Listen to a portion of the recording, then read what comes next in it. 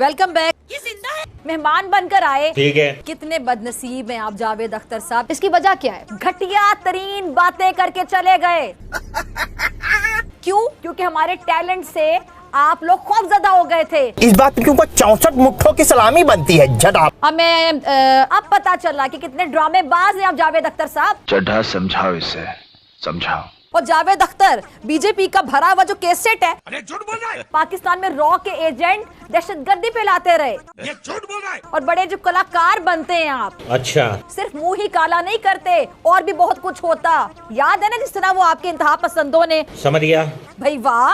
अरे जावेद अख्तर साहब, ठीक है, समझ गया कि जावेद अख्तर के बकायदा गोडे पकड़े हुए थे आपने। ऐसे गोडे पकड़ के नीचे बैठे हुए थे आप कि जिस तरह आपने उनसे कोई कर्जा वापस लेना हो। आपने सबसे पहले घबराना नहीं है।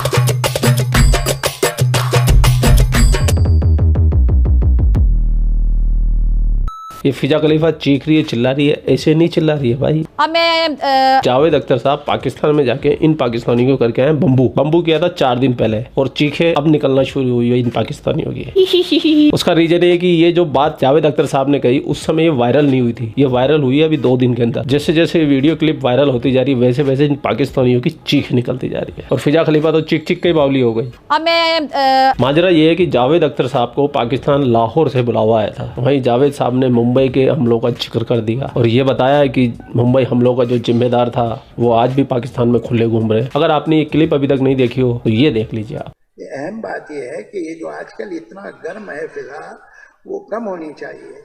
हम तो बम्बई के लोग हैं, हमने देखा हमारे शहर पे कैसे हमला हुआ था। तो वो लोग नॉर्वे से तो नहीं आए थे, ना इजिप्ट से आए थे, वो लोग अभी भी आपके मुल्क में घूम रहे हैं। तो ये शिकायत अगर हिंदुस्तानी के दिल में हो तो आपको बुरा नहीं मानना चाहिए। चोट ऐसी जगह मार के आए हैं कि ये अभी तक चीख रहे हैं, और चीखने में मारे हमारी फिजा खलीफा ने ये देखा तो तनतना गई, बना गई, भिन गई एकदम से, ये क्या कर गया भाई वो। तो चलते हैं पाकिस्तान और इनकी चीखें सुनते हैं। अब मैं बात करना चाहूंगी भारतीय शायर जावेद अख्तर की, जो फैज फेस्टिवल में आपको पता है जी लाहौर में मेहमान बनकर आए थे और भाषण दहशतगर्दी पर देने लगे। अच्छा, मैं यकीनी तौर पे जो ऑर्गेनाइजर्स हैं और मेजबान उनको एहसासे कमतरी का शिकार कहना चाहूंगी। क्यों? क्योंकि उसकी बेहुदा गुफ्तगू सुनने के बाद ये लोग तालियां बजाते रहे, और जावेद अख्तर बीजेपी का भरा हुआ जो केसेट है वो चलाते रहे। फिजा खलीफा की ये बात सुन के ये तो क्लियर हो गया कि देशभक्ति की जो भी बात करेगा या देश को सर्वोपरि मान के जो बात करेगा वो बीजेपी का आदमी है। तो बीजेपी वालों खुश हो जाओ, तुमसे बड़ा देशभक्त कोई नहीं है। फिजा खलीफा ने भी सर्टिफिकेट दे दिया। कैसा लगा मेरा मजाक? लो भाई, आरएसएस के तर्जुमान हमारे लाहौर में बैठकर हमें इंतहा पसंदी पर दर्स दे रहे हैं, भाषण दे रहे हैं। भाई वाह। अरे जावेद अख्तर साहब, क्या कुलभूषण यादव याद है आपको? कुलभूषण यादव नहीं, वो नॉर्वे से आया था, और जो अभिनंदन है उसको नॉर्वे ने भेजा था। उनकी बात करते हुए आपकी बकायदा काम पे टांग जाती है। और फिजा खलीफा जी, कुलभूषण को आप ईरान चाबार पोर्ट से पकड़ के लाए थे, एक इनोसेंट को पकड़ के उसको आतंकवादी बनाने में लगे हुए ताकि भारत का नाम खराब हो। क्या बात, ये बात है। रही बात अभिनंदन जी की, तो जावेद अख्तर साहब तो जुबानी तीर मार के आए थे, उन्होंने तो तुम्हें घर में घुस के उड़ाया था, तभी तो चीख निकल रही तुम्हारी। असल में आपको वापसी की फिक्र खाए चली जा रही थी कि कहीं जो गुजरात का कसाई वहां बैठा हुआ है वो पाकिस्तान जाने की पादाश में गाय पकड़ने का इल्जाम लगाकर आपको जिंदा ना जला दे। ये थी आपकी सही फिक्र। कहाँ से आते हैं ये लोग यार, पता नहीं। जो नजर आ रही थी आपके अल्फाज में, बड़े दानिश्वर और बड़े जो कलाकार बनते हैं आप। अब पता चला कि कितने ड्रामेबाज हैं आप जावेद अख्तर साहब, और इतना ही डर है तो आते क्यों हैं? मेहमान बनकर आए, घटिया तरीन बातें करके चले गए। ये बढ़िया किया जावेद अख्तर साहब, बहुत बढ़िया किया। भूल गए अपनी सरकार का फैसला कि जो पाकिस्तानी आर्टिस्ट है, मैं आपको जरा याद करवाना चाहूंगी आपकी सरकार का फैसला, जब पाकिस्तानी आर्टिस्टों को उन्होंने कहा था कि बॉलीवुड नहीं आने देंगे हम। क्यों?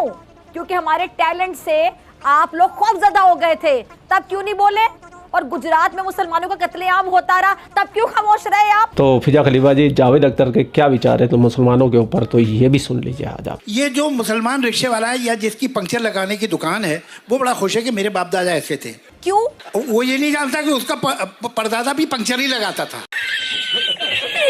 वो समझ रहा है कि मैं इनकी औलाद हूँ, और बाकी लोग जो हैं जो मुसलमान नहीं है वो भी कहते देखो मुसलमान हो तो ऐसा हो यार। अब ये हमारा पड़ोसी जो है वो पंक्चर लगाता है, वो कोई मुसलमान है? असल में तो ये है।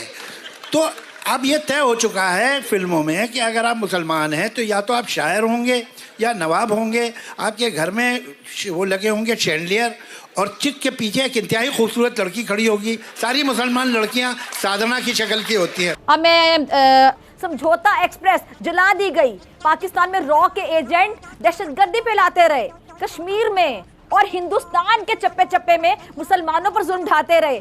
वहां बात करते हुए आपकी जबान लड़खड़ाती है। और जो शबाना आजमी, उनका वो इंटरव्यू मेरे ख्याल से आपको, जिसमें क्या कहा था उन्होंने कि जी मुसलमान होकर हम मुंबई में एक फ्लैट भी नहीं खरीद सकते। याद है आपको? नहीं याद?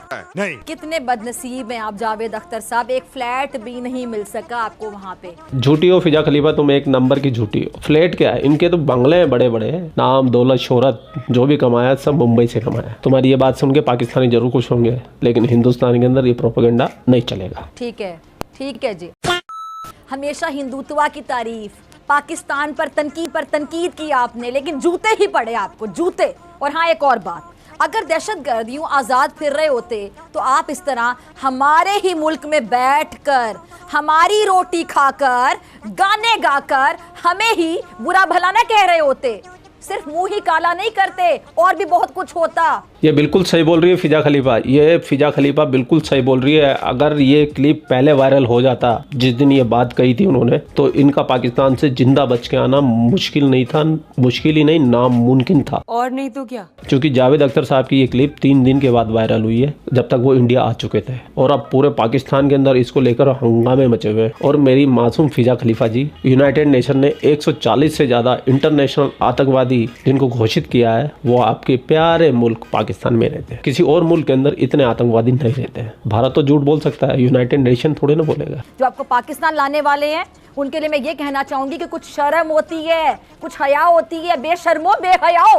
और तो और फैज अहमद के फैज के जो नवासे हैं, अदील हाशमी, इतना सासे कमतरी दिल हाशमी, आपको इतने सासे कमतरी में मुब्तला थे कि जावेद अख्तर के बकायदा गोडे पकड़े हुए थे आपने, ऐसे गोडे पकड़ के नीचे बैठे हुए थे आप कि जिस तरह आपने उनसे कोई कर्जा वापस लेना हो।